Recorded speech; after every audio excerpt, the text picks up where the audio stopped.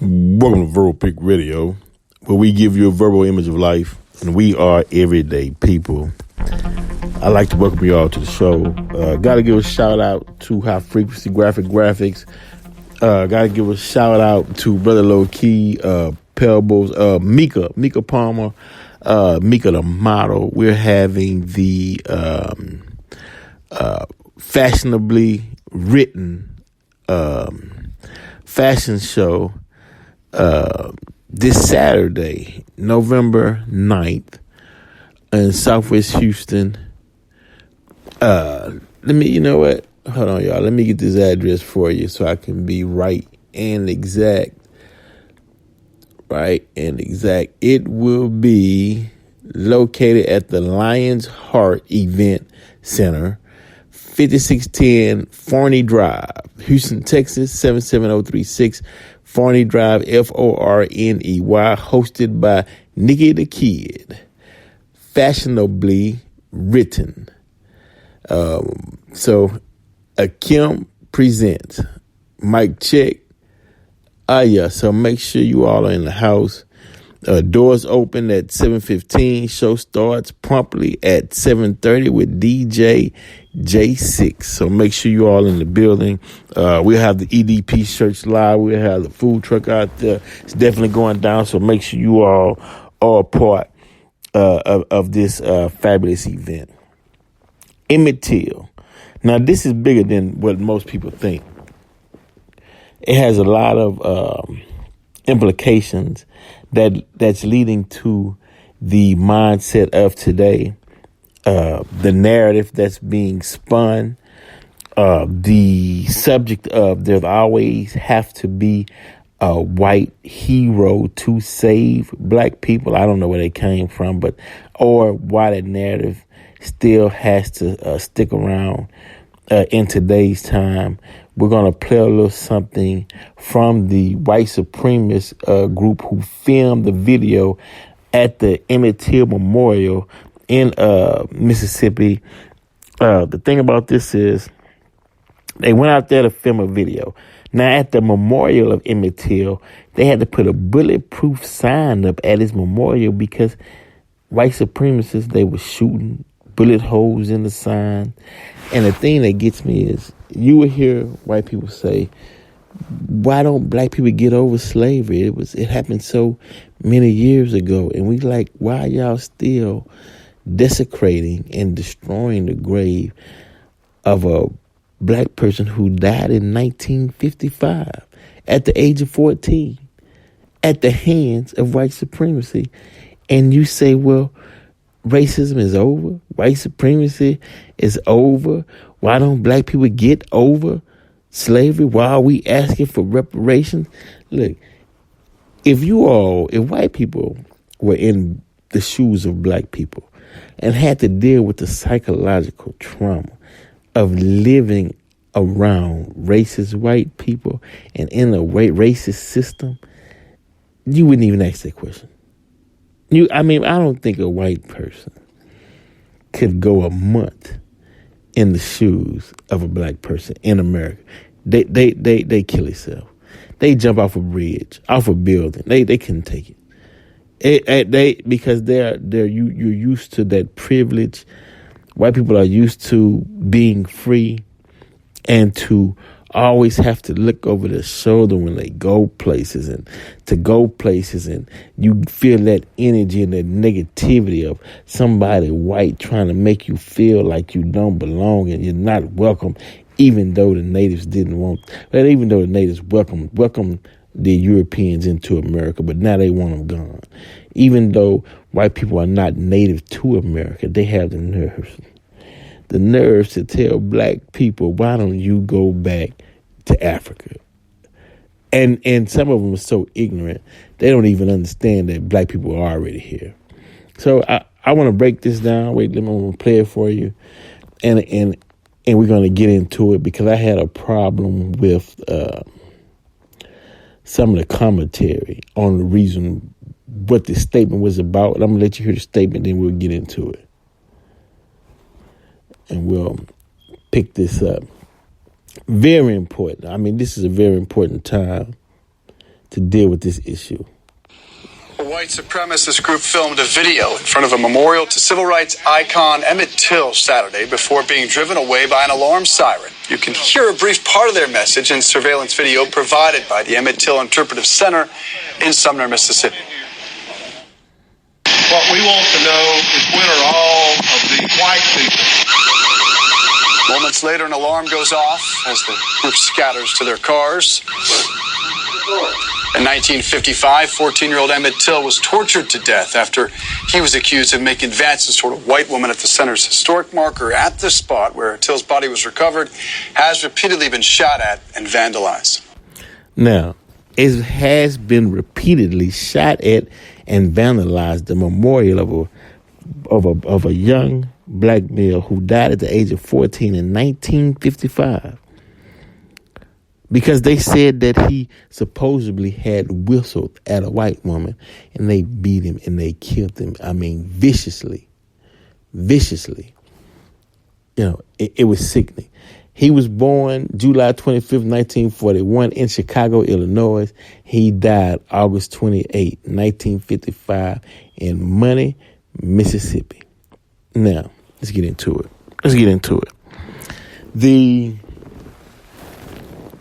One of the writers, right, that wrote on this case was asking what did the white supremacists meant when they stated, where are all the white people?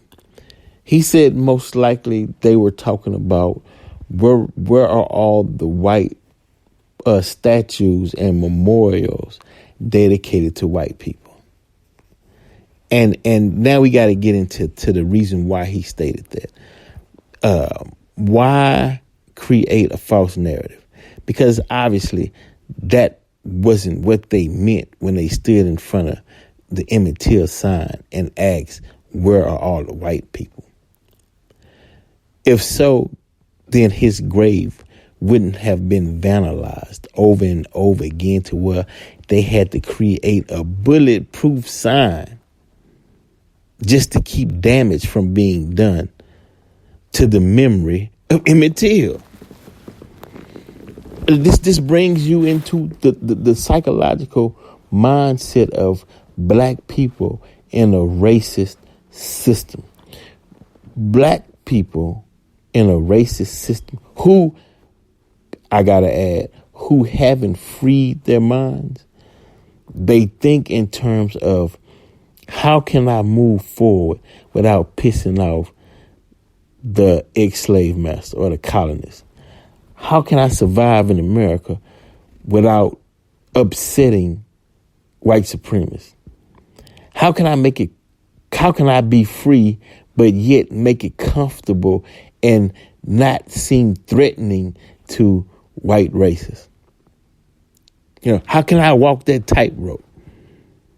So what do? See, what they fail to realize is, okay, it said that some African king sold some blacks into slavery, and we still researching that. But when you write plays and you write scripts and movies to where you create a character to make the white person seem as the hero for some sympathetic reason, because the full truth is too hurtful and you don't want to offend anybody, so you got to create a false narrative to stroke someone's ego because you're in fear of retaliation. Then you're a slave and you are psychologically selling the mind of your people back into psychological slavery, mental slavery. Why do I say that? Let's look at the new Harriet Tubman picture. You create a character, right, that didn't exist in the historical documents of Harriet Tubman. Create a black man who basically is the enemy of Harriet. White man has to shoot the black man in order to save Harriet. Why would any black writer even write some shit like that? to create something. Who are you trying to please? Why? But what you're really saying is, look, I'm still stuck in slave mentality. I need to pass that slave narrative down to another generation, because we're trying to create a mindset or create a narrative by rewriting history. And you know how they say, if you tell a lie so many times, people will believe it. And sometimes people won't go search for the truth. They'll actually think that that is actually how it went. And so what you're doing is I'm not saying you're giving white people a scapegoat in the future because they don't like the finger being pointed at them and the image being that's being perceived of white males in America. So they want to create a new narrative, and they'll use old slave movies to try to tell the future generation that's coming up to switch the narrative, to make them think that it wasn't all that bad and there was some good white folks back in those times. You had some good white people who stood on truth during slavery days. You had some that even went to battle, but it was a small percentage. It wasn't a large percentage, it was a very small percentage. White people not finna give up their ill-gotten gains back to blacks and relegate themselves to a second-class citizen off the money they received off the backs of blacks who built this country. It's not happening. So the thing is why? What's going on? Why create false narratives to soothe someone's ego? It doesn't make sense to me. It doesn't make sense to me at all. Now, the guy wrote that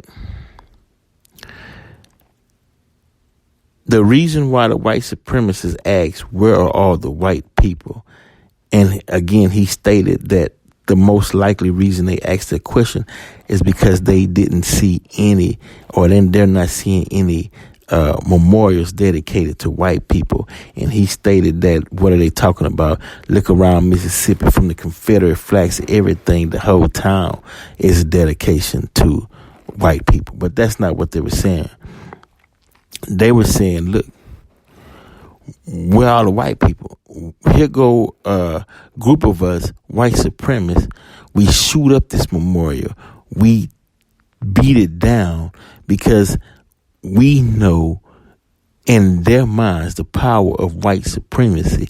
How in the hell we gonna let you erect a monument to a black person in Mississippi? That's like you sticking your flag in the ground, because these white supremacists, they thinking with a warlike mentality.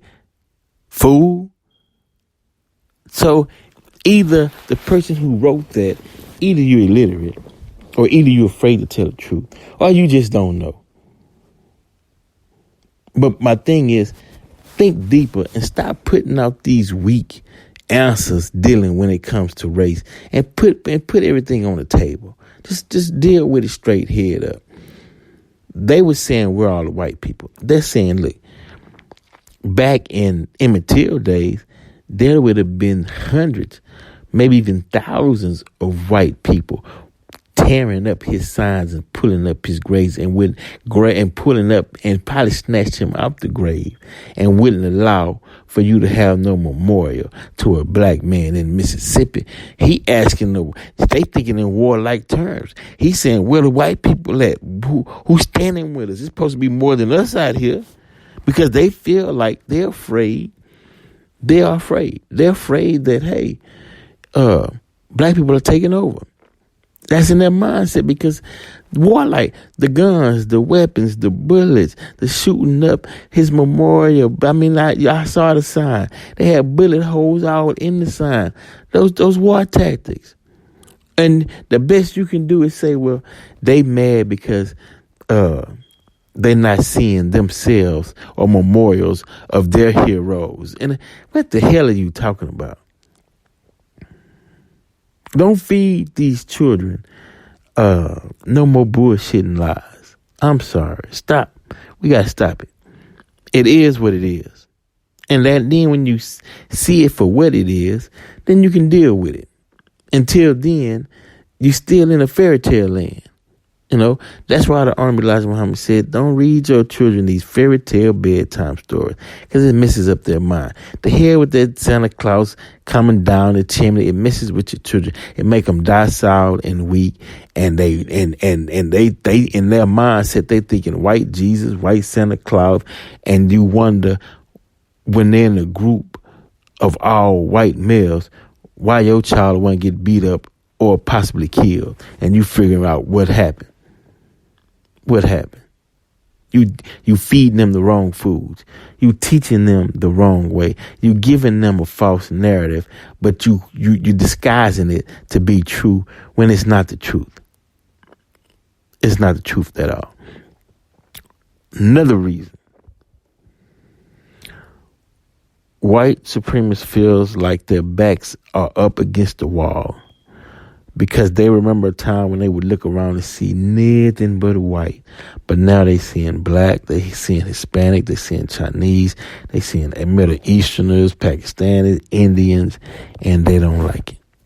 But yet the soft target, they always go for the soft target because the target was made soft. And the some of these preachers and some of these leaders keep the target soft by the knowledge that they feed to the community. Keeps the community soft and docile. So when something pop off, they go to the weaker target, which is the black male in America. Why is it? Well, let me rephrase it. Not all black males in America. They know who the softer target is, and it's usually, and I hate to say it, it's usually those who've been taught that European, that the slave master form of Christianity, which he gave to the slave to teach. He wasn't going to give them nothing of nothing that would empower them. He would give them a weak, watered down version of Christianity to keep them soft, to make them a soft target. So whenever they need to release some stress or take something over, the fight wouldn't be as hard because you're docile, you're weak. I can walk up in there and just snatch your shit. I mean, what you gonna do? You can't run to the police. I know you're too scared to fight back.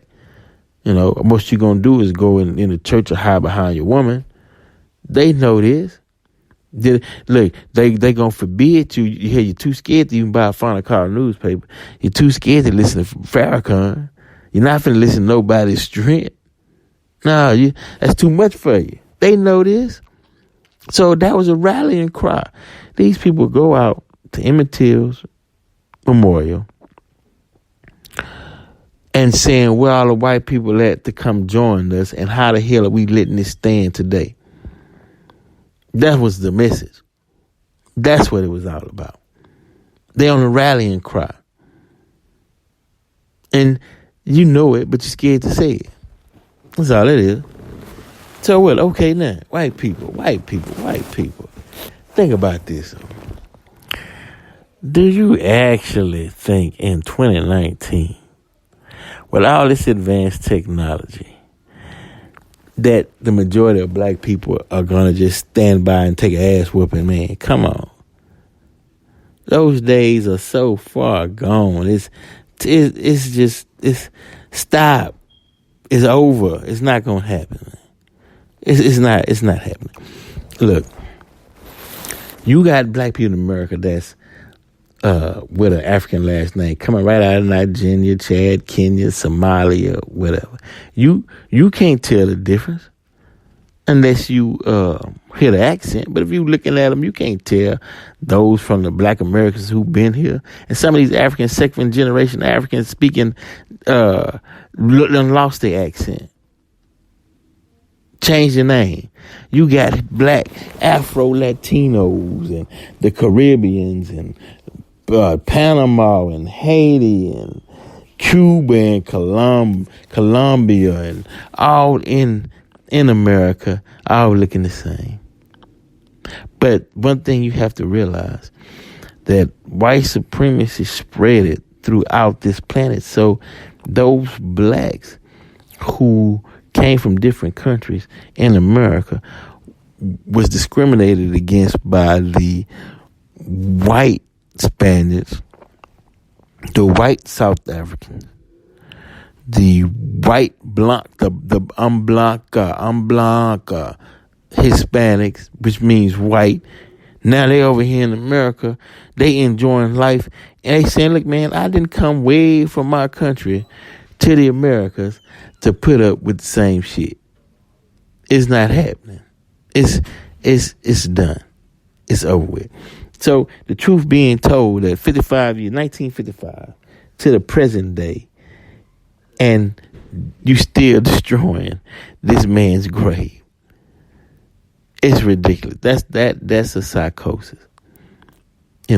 But as I stated, and you whether you believe it or not, the best remedy and the best medicine for both sides is the teachings of the Honorable Elijah Muhammad, taught by the Honorable Minister Louis Farrakhan. That remedy, that teaching, and that message actually was meant for both sides. Study it and understand. White folks, you can learn your origin, where you come from, and your mission, and how to get out of your own self-destructive behavior. Black folks, you can rise up, and you don't have to be the second-class citizen. You don't have to play the fool. You don't have to do the buck dance entertainment. You don't have to be other than yourself or less than yourself. Knowledge has come on the scene today, so pick up the knowledge and move. Grow and build. I had to share that. And